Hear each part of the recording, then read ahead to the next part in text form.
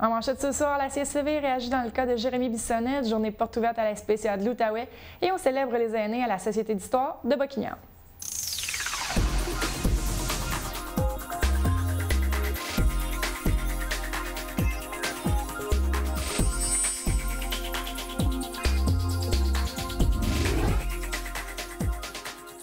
Bonsoir, mon nom est Josiane Hardy, bienvenue à cette édition d'InfoMac du jeudi 1er octobre. Je vous parlais lors du dernier bulletin du cas de Jérémy Bissonnette, 8 ans, qui a été transféré 3 fois en 4 ans d'établissement scolaire. Sa mère, Kim Leblanc, déplore le fait que son garçon, atteint de troubles divers, nuisant notamment à sa concentration, n'ait pas les services requis à la commission scolaire au cœur des Vallées, la CSCV. Elle soutient n'avoir aucun retour de la part de la commission scolaire et que les fonds octroyés à son garçon pour avoir un encadrement sont mal utilisés. Le président de la CSCV, Jocelyn Fréchette, a refusé de commenter le cas spécifique de Jérémy. Mais cependant, voici ses explications sur comment les montants reçus pour les élèves sont utilisés. Bien, c'est pas aussi simple que juste de dire on reçoit une allocation du ministère et on le retourne aux élèves, parce qu'il y a des codes, dans le fond, d'élèves HDA qui peuvent varier. On peut penser qu'un élève, dans le fond, pour un code 53, peut générer, dans le fond, une allocation on va dire, d'un montant de 10 000 mais dans le fond, il y a des élèves qui peuvent prendre en ressources peut-être 7 heures par semaine, puis il y en a d'autres qui peuvent en prendre jusqu'à 26 heures. Il y a quand même une différente gradation au niveau du même code, puis des besoins qui sont adaptables aussi pour chacun des élèves. On s'entend qu'il y a besoin de techniciens en éducation spécialisée, mais il y a aussi des orthopédagogues, il y a des psychoéducateurs, il y a des ressources au niveau de la commission scolaire qui servent également à faire le soutien de l'élève. Puis on essaye, nous, en tant que commission scolaire, de regrouper ça dans une école, soit à Saint-Michel ici, à Gatineau, ou à Saint-Michel de Montebello, pour optimiser, dans le fond, les services puis donner la meilleure qualité de service aux besoins de l'élève. On vous avait parlé un peu de ce projet il y a quelques semaines déjà, mais depuis, il se le fait discret. Je vous parle de l'élimination des 2 tours d'eau qui plombent le secteur de Masson-Angers. J'ai posé la question au conseiller du secteur, Marc Carrière, afin de savoir où le projet en était. Je vous rappelle que la revitalisation du secteur est très importante pour le conseiller. Vous allez voir un extrait de l'émission Parole à l'élu que vous pouvez voir en tout temps sur le site Internet de la TVC au www.tvc.qc.ca ou encore via la page Facebook. Mais pour l'instant, M. Carrière nous fait un compte-rendu du projet. C'est sûr que le projet qui a été présenté, c'est un projet de mise en valeur du secteur maçon, mettant en lumière, dans le fond, la richesse historique, patrimoniale du secteur. Cheminée d'équilibre, il ne faut pas oublier que c'est un repère visuel qu'on voit à peu près partout quand on arrive dans le secteur, que ce soit sur l'autoroute ou peu importe où, quelle route qu'on utilise, on peut apercevoir très bien. En même temps, c'est un projet qui est signé par des citoyens de l'Est. Je pense bien sûr à Mme Chaput, je pense bien sûr à M. Pilon. C'est ces gens-là qui ont eu l'idée. Il n'y a aucun contrat, il n'y a aucune entente de signer avec personne. Maintenant, on verra pour la suite des choses. Justement, c'était quoi cette idée-là? C'est une idée d'éclairer, en fait, le secteur. Amoureux des animaux, j'ai un événement pour vous à ne pas manquer. La Société protectrice des animaux de l'Outaouais, la SPCA, tiendra sa journée porte ouverte ce dimanche 4 octobre de midi à 16 h dans le cadre de la Journée internationale des animaux. Pour les tout-petits, la mascotte Chance sera sur place afin d'agrémenter la visite. Oui, vous pourrez voir de nombreux animaux qui ne demandent qu'à être aimés, mais vous pourrez également poser de nombreuses questions aux employés et bénévoles qui seront sur place. Habituellement, les visites se limitent au centre d'adoption, mais il vous sera possible de faire le tour des installations. Chaque année, la SPCA de l'Outaouais accueille plus de 9 000 animaux. Depuis la fondation de l'organisme, c'est près de 125 000 animaux qui ont été accueillis au refuge. Aujourd'hui, le 1er octobre, est la Journée nationale des aînés. Un aîné, dans la définition du Centre Action Génération des aînés, l'organisme qui les chapeaute, est une personne âgée de 55 ans et plus. Divisés en 3 groupes, car tous n'ont pas les mêmes besoins, tous les aînés peuvent trouver des activités qui leur conviennent. En cette journée nationale, tous se sont réunis à la Société d'histoire de Buckingham afin d'avoir quelques activités en lien avec cette journée spéciale pour eux, telle que nous l'indique Julie Mercier, qui est coordonnatrice des activités pour le Centre Action Génération des aînés. Nous, c'est seulement que l'avant-midi parce qu'on ne voulait pas quand même les empêcher d'aller aux autres activités organisées pour les aînés aujourd'hui. Donc, nous, c'est de 9 à 11. Visionnement d'un petit film sur le 175e de la Fondation de la paroisse Saint-Grégoire de Nazianze. Ensuite, comme je vous ai dit, des belles petites bouchées, des choux au jambon et tout ça. Et on va aussi parler de photos que personnes n'auront apportées. On va pouvoir les commenter, des photos anciennes. M. Riberdy, Michel Riberdy, président de la Société d'histoire, va se faire un plaisir et nous sommes très heureux qu'ils aient accepté qu'on fasse cette activité-là ensemble. Qui dit aîné dit souvenirs et histoire, et qui dit histoire dit Société d'histoire de Buckingham. L'activité de ce matin se déroulait dans les locaux de la Société. Comme Mme Mercier l'a indiqué, les gens, après le visionnement du film, ont pu partager photos et souvenirs. Michel Riberdy, président de la Société d'histoire de Buckingham, était très heureux d'accueillir bon nombre d'aînés ce matin afin de partager certaines connaissances. Bien, les aînés, ça fait partie de notre communauté. Et dans la communauté, justement, on retrouve l'histoire. Et entre autres, nos aînés, c'est une source incroyable d'histoire. Ça fait que c'est d'ailleurs pour ça qu'on a parti le projet des mémoires vivantes et pour aller recueillir toutes les mémoires, les histoires que ces gens-là peuvent avoir. Donc, ce matin, on en accueille et en même temps, on va profiter de l'occasion, faire du recrutement, justement, pour le projet des mémoires vivantes et leur passer un petit peu d'histoire aussi. Ça fait qu'on fait donc d'une pierre plusieurs coups et sur une magnifique journée comme aussi aujourd'hui, pourquoi pas? Le Centre Action Génération des aînés a lancé il y a quelques semaines sa programmation pour la saison 2015-2016. Vous pouvez aller jeter un coup d'œil aux activités via la page Facebook de l'organisme ou encore vous procurer un pamphlet explicatif dans plusieurs centres de services ou encore dans les locaux du centre. Julie Mercier, qui, je vous le rappelle, est coordonnatrice des activités, nous dévoile quel sera le sujet de la prochaine matinée conférence. Prochaine conférence, elle aura lieu le 21 octobre, un mercredi à 10h au centre communautaire et elle s'adresse particulièrement aux proches aidants. Mais si vous n'êtes pas proche aidant, vous pouvez tout de même assister. On ne sait jamais quand ça peut nous arriver. Et elle s'intitule « Proche aidant, besoin d'outils pour réduire votre stress » et elle est donnée par Mélanie Marcotte de la Société d'Alzheimer de l'Outaouais et organisée en collaboration avec le Centre d'information aux aînés, d'entraide aux aînés, excusez-moi. La neige n'est pas encore au rendez-vous à l'extérieur, que déjà je vous parle des sports d'hiver, mais plus particulièrement du ski de fond. Dans le secteur est de la ville de Gatineau et à l'Ange-Gardien, les pistes de ski de fond et de raquettes font quelques jaloux. Le club Les Renards Blancs est en charge de ces pistes et les tiennent propres et en ordre de manière très méthodique. La ville de Gatineau a conclu un partenariat avec l'organisme, ce qui permet une assez grande subvention, comme l'indique le conseiller du secteur, Martin Lajeunesse. Le formule grand partenaire, c'est qu'on peut signer une entente de 3 ans. Alors, en ayant le titre de grand partenaire, c'est qu'il y a une entente de 3 ans qui est signée avec les Renards Blancs au montant de 14 000 $ par année qu'on leur attribue. Et eux autres ont les outils pour taper les pistes. Et ce qu'on me dit, c'est qu'on n'a absolument rien à envier, mettons, au parc Beauchamp. Alors, nos pistes là, sont vraiment excellentes. On parle de 25 km de ski de fond et de 10 km de raquettes. De nombreux enseignants de l'Outaouais étaient en grève le 30 septembre dernier, mais de nombreuses personnes étaient présentes dans les établissements scolaires lors de cette journée. Ces personnes sont le personnel non enseignant de la commission scolaire au cœur des vallées. Je me suis entretenue avec Mme Hélène Godin, présidente des travailleuses et travailleurs de la CSCV, afin de bien faire la distinction entre les deux groupes.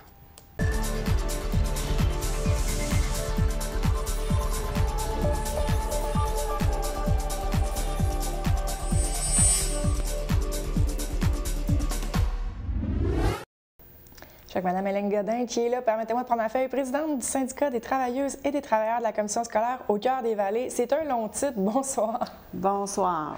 Et là, tout d'abord, pour juste bien comprendre, qui êtes-vous, le syndicat des travailleurs et des travailleuses de la CSCV? Nous sommes plus ou moins 400 membres. Bien sûr, on travaille auprès de la commission scolaire au cœur des vallées, comme vous avez souligné tantôt, et nous sommes le personnel de soutien. Dans le personnel de soutien, on représente 32 classes d'emploi. Entre autres, je vais t'en nommer, énumérer quelques-unes. On a les techniciens en éducation spécialisée, on a nos secrétaires, on a nos agentes de bureau, on a les gardiens, nos concierges et bien sûr, il ne faut toujours pas les oublier, nos surveillants, nos surveillantes du l'heure du midi font partie de notre classe d'emploi aussi. Les éducatrices en service de garde qui accueillent les enfants en dehors des heures d'école. On a les travailleurs, les techniciens en travaux pratiques qui est au niveau du secondaire. Dans le fond, vous êtes tous les adultes qu'on voit dans les écoles, outre les professeurs. C'est vous.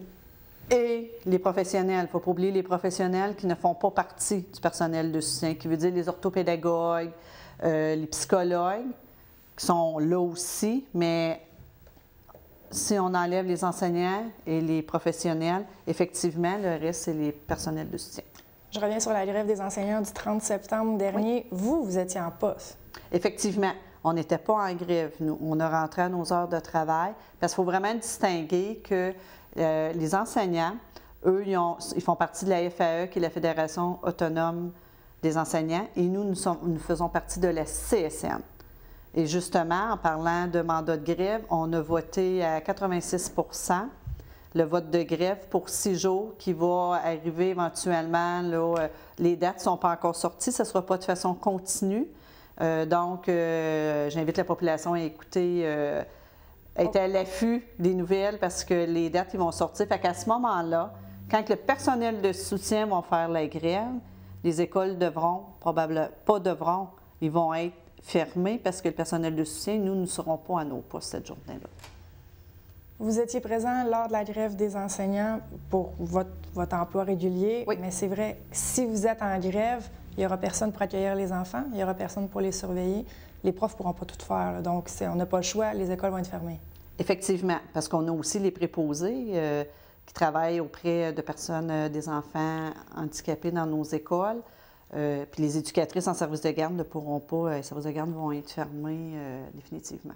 Un beau casse-tête en perspective. Plusieurs personnes, même moi, de pair, avant qu'on commence l'entrevue, j'étais un peu mélangée au travers toutes les centrales syndicales. Qu'est-ce qu'on peut faire, selon vous, pour aider les gens à se démêler là, dans tout ça? Là? C'est qu'il ne faut pas oublier qu'il y a dans les écoles vraiment les enseignants qui font partie d'un syndicat et nous avons en deuxième temps, nous, le personnel de soutien, et nous travaillons de façon...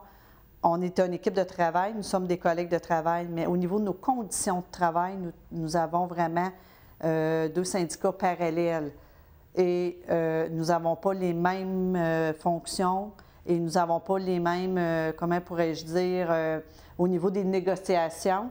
C'est sûr, quand on parle de stérilité, on est tous ensemble. Mais quand on parle de nos négociations au niveau de notre convention collective, c'est 2 choses très, très, très différentes. Comme par exemple, les professeurs revendiquent les heures de travail. Vous, c'est plus les coupures.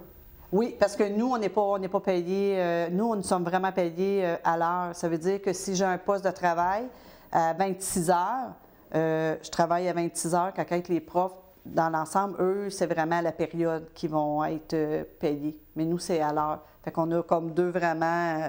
C'est vraiment différent, nos heures de travail. Vous avez mentionné tantôt que vous avez voté pour un mandat de grève de 6 jours qui ne sera pas en continu. Je me permets de le répéter. Ça va être des journées sporadiques. Oui. Outre ça, quelles sont vos actions? À tous les mardis, le personnel de soutien s'habille en noir parce que nous sommes en deuil. Nous avons plus de convention collective. On a aussi, l'an passé, on fait comme plein de petits plans d'action qui vont déranger. On a sonné les cloches. On a tout le mois, septembre-octobre, on a respectons nos horaires parce que vous savez que le personnel de soutien, par exemple, on prend notre secrétaire qui, mettons, dans son horaire, va avoir une pause, bien sûr, mais s'il y a un élève qui arrive parce qu'il a un bobo ou qui a besoin d'être appelé à la maison parce qu'il a oublié son lunch dans l'autobus, c'est la secrétaire, là. Elle ne dira pas à l'élève « Retourne-toi en classe et reviens dans 15 minutes ». Puis, oups, là, le téléphone va sonner et la première chose qu'elle va savoir, là, du nez va être arrivé puis elle n'aura pas pris sa pause. Fait qu'en moyen de pression, on essaie de respecter nos horaires. Fait que ça n'est une action de nos moyens de pression. Fait qu'on en a sporadiquement comme ça tous les semaines. Est-ce que vous avez une bonne relation avec les professeurs? Vous l'avez dit, vous êtes 2 syndicats qui travaillent en parallèle. Vous avez des négociations qui diffèrent une de l'autre. Mais est-ce qu'il y a un certain respect entre les 2? Toujours. Solidarité. On travaille ensemble. Ce sont nos collègues de travail. Eux vont nous appuyer et nous les appuyons aussi. Comme eux, au printemps, tous les mercredis, ils allaient faire un piquetage symbolique à l'extérieur personnel de soutien dans l'école qui était disponible, accompagnait nos collègues. Et à l'inverse, eux vont nous accompagner quand les mardis vont s'habiller en noir pour nous supporter.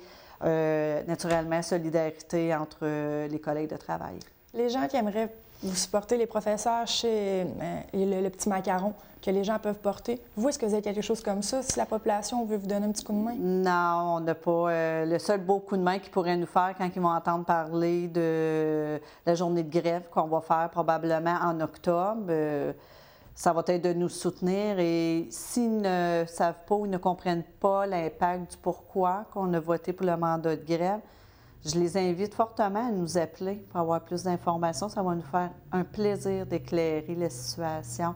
Et aussi, la population croit qu'on est beaucoup en grève à cause du gel salarial, mais c'est vraiment outre que notre gel salarial qu'on fait tous ces moyens de pression. À quel numéro ils peuvent vous rejoindre s'il y a des questions? 819-986-8511, le poste 5501. Madame Godin, merci beaucoup. Bonne journée.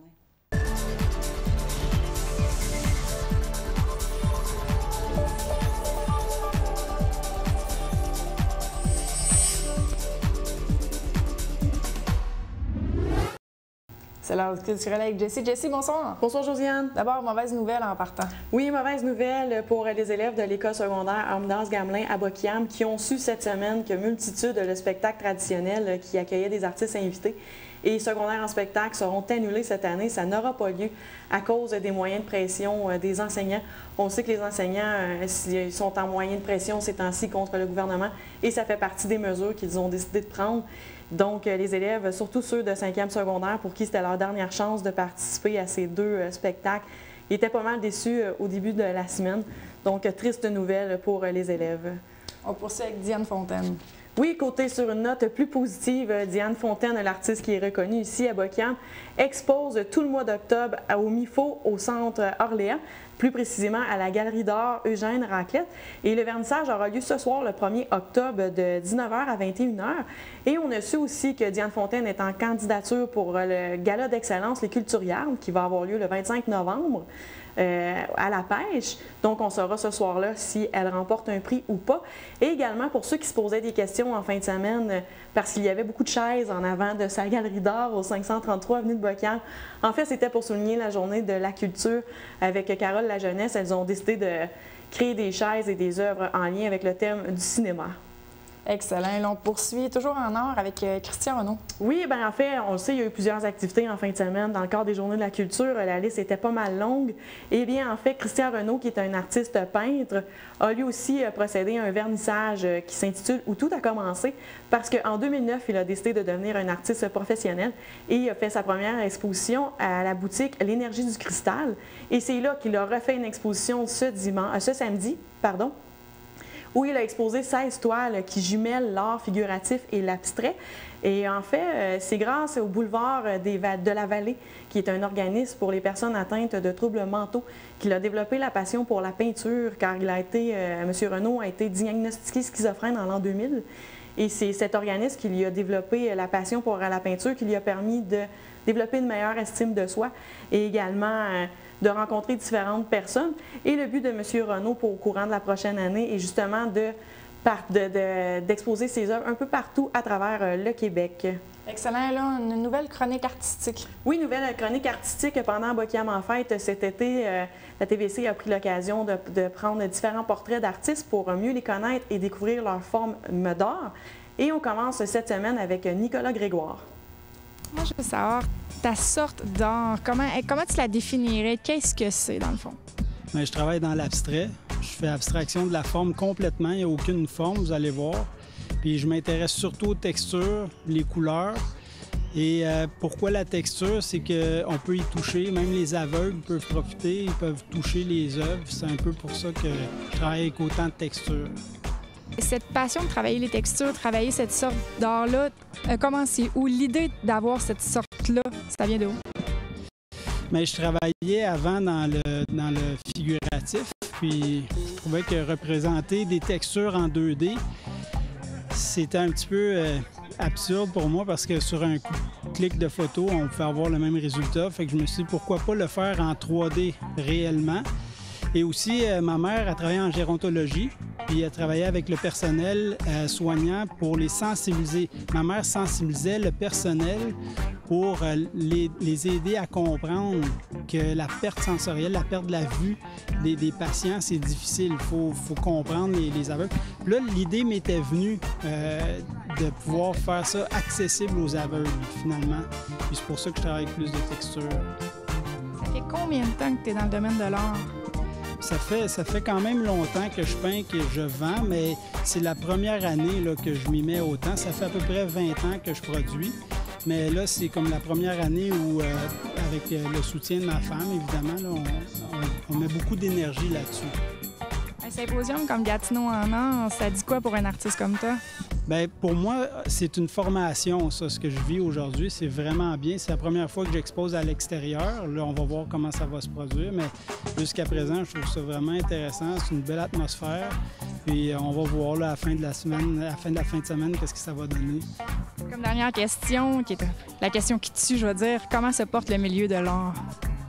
Bien, c'est sûr que c'est un marché qui est difficile si on veut en vivre, là. Mais je pense qu'il faut persévérer, c'est du temps. Puis je pense que le gâteau, là, il y a une part pour chaque artiste. Il y a quand même quelque chose à faire, là. Parfait, on poursuit avec, j'appelle ça le trio Café des artistes, mais on commence en spectacle. Oui, en fait, tout un trio, oui, plusieurs activités qui vont se dérouler au Café des artistes. Ça commence demain soir, le 2 octobre, avec la prestation de MAM, qui est en fait un trio qui s'appelle Musique Acoustique Machine, qui lance leur 8e album Human Swing Box. Au Café des artistes, ça va être leur première présence à cet endroit, mais le dernier de la tournée québécoise. Donc, ça se termine demain soir. Ce soir, le 1er octobre, ils sont à Cantley et demain à Boquiam. Et en fait, c'est un groupe qui mélange le beatbox, le clavier, le violon, l'accordéon et les voix. On y va dans un style un peu swing, jazz, pop. Et en fait, le trio composé de François Michaud, Viviane Arnoux et Touski mêlent leur voix comme instrument de musique et ça donne un nouveau genre. Et c'est à la fois moderne et rétro, mais la combinaison du beatbox avec les accords de musique du monde, ça donne un style qui donne pas mal envie de danser.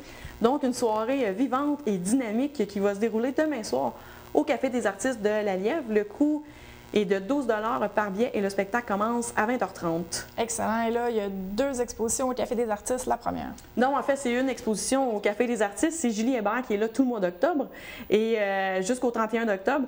Et c'est une autodidacte c'est un enfant de militaire. Donc, Julie Hébert a parcouru pas mal toutes les provinces du Canada pendant sa vie. Ça fait maintenant 1 an qu'elle habite à Boquiam et elle occupe le poste de chef cuisinière, justement, au Café des artistes de la Lièvre. Elle peint un style art naïf qui fait référence un peu aux enfants et elle présente une série de toiles acryliques où elle utilise différents matériaux. Et elle est aussi passionnée par la sculpture sur bois et l'art culinaire. Et son exposition sera complétée par une série d'expositions réalisées par le photographe Cédric Roger Pitrouska. Et en fait, c'est Mme Hébert elle-même qui a invité cet artiste photographe à venir exposer avec elle tout le mois d'octobre. C'est possible de visiter l'exposition du mardi au samedi de 11h à 21h. L'autre chose, Josiane, c'est un souper de dégustation qui va avoir lieu samedi prochain, le 10 octobre, au Café des artistes de la Lièvre. Et c'est une activité un peu originale. C'est la Société d'histoire de Boquiam, en lien avec le Café des artistes, qui propose un menu des camps forestiers de la compagnie McLaren en 1906. Parce que, dans le fond, pour trouver les meilleurs employés à l'époque, on y allait avec les repas, il fallait passer par l'estomac. Et donc, pour revivre un peu cette période, le président de la Société d'histoire de Boquiam, Michel Riberdy, sera là et parlera des différents repas et de la réalité que les camps forestiers se déroulaient à l'époque. Et les menus vont être concoctés à partir d'un livre de recettes de ces années-là. Et le coût du billet est de 35 $ par personne. Il faut réserver au 819-281-1987. Excellent. Et là, je suis un petit peu bien dans mes feuilles. J'ai sur Voisin de Tournette, on s'en va en cinéma, c'est bien ça? Non, non, il va avec l'autre exposition qui est au Centre d'action culturelle de la MRC Papineau, située à Saint-André-Avelin, qui s'intitule Les métiers d'ailleurs. C'est une exposition d'Hélène Barrette.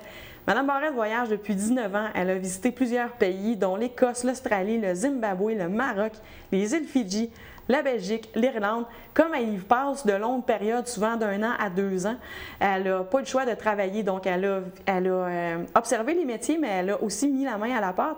Et donc, pendant toutes ces périples, elle a pris plusieurs photos de gens en action dans leur travail. Et c'est ce qu'elle présente justement au Centre d'action culturelle à MRC Papineau jusqu'au 9 octobre. Les expositions, les photos en fait sont en noir et blanc parce qu'elle utilise, elle développe elle-même ses films en fait. Elle veut avoir Photoshop pour elle, elle ne trouve pas ça très excitant. Elle préfère vraiment d'y aller de façon manuelle et de prendre le temps de prendre une photo. Donc, on le sait, un film a moins de... c'est souvent 30 poses, c'est plus limité qu'un film numérique. Et elle a visité l'Afrique aussi, elle hésitait avant d'y aller, elle avait peur, sauf qu'elle s'est dit que dans la vie, il ne faut pas se laisser vaincre par ses peurs, donc elle y est allée. Et il y a un livre aussi en complément de l'exposition qui est possible de feuilleter justement au Centre d'action culturelle à MRC Papineau à Saint-André-Avelin. Et là, on s'en va au cinéma. Là, on s'en va au cinéma. Le Carrefour des Jardins, Carrefour culturel des Jardins revient avec les cinémas Brookfield à la salle des Jardins, donc au grand plaisir des familles. Le premier film Sans dessus-dessous sera présenté le 18 octobre. Le 8 novembre, Josiane, ce sont les mignons, les petits bonhommes jaunes qui sont à l'affiche. Tous les cinémas se déroulent à 14h et le coût est de 4 $ par personne. On a également aussi à la salle des Jardins d'autres activités, dont Arthur l'aventurier qui sera là le 7 novembre.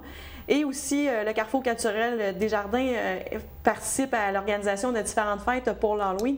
Je vous en parlerai plus en détail lors d'une prochaine chronique. Mais pour avoir des informations pour ceux qui sont vraiment curieux, c'est possible de visiter le www.salledesjardins.ca. Et je tiens à souligner que les cinémas, c'est pour les petits et les grands enfants aussi. Oui, tout à fait, Josiane. Merci beaucoup, Jessie. Je vous remercie d'avoir été des nôtres. Je vous rappelle que mardi prochain, Infomag prend relâche justement pour le débat fédéral qui va se dérouler au centre de service de Buckingham dès 19h. Le tout est ouvert au public. Si vous avez des questions, vous pouvez déjà les transmettre à nouvelles avec un s@tvc.qc.ca. Donc, nouvelles avec un s@tvc.qc.ca. Les membres du Parti libéral du Canada, Parti conservateur, le Nouveau Parti démocratique ainsi que le Bloc québécois. Les candidats seront présents. Un débat où 4 thèmes seront abordés, donc vous êtes invités à venir assister à ce débat. Je rappelle, mardi prochain, pas d'Infomag pour le débat à 19h au Centre des services de Buckingham. Donc, je vous invite à rester des nôtres. La capsule Mémoire vivante qui est produite en partenariat avec la Société d'histoire de Buckingham suit à l'instant. M. Ribéry en a parlé au courant du bulletin. Mon nom est Josiane Hardy. Je vous souhaite une très bonne soirée. La capsule de Mémoire vivante suit à l'instant.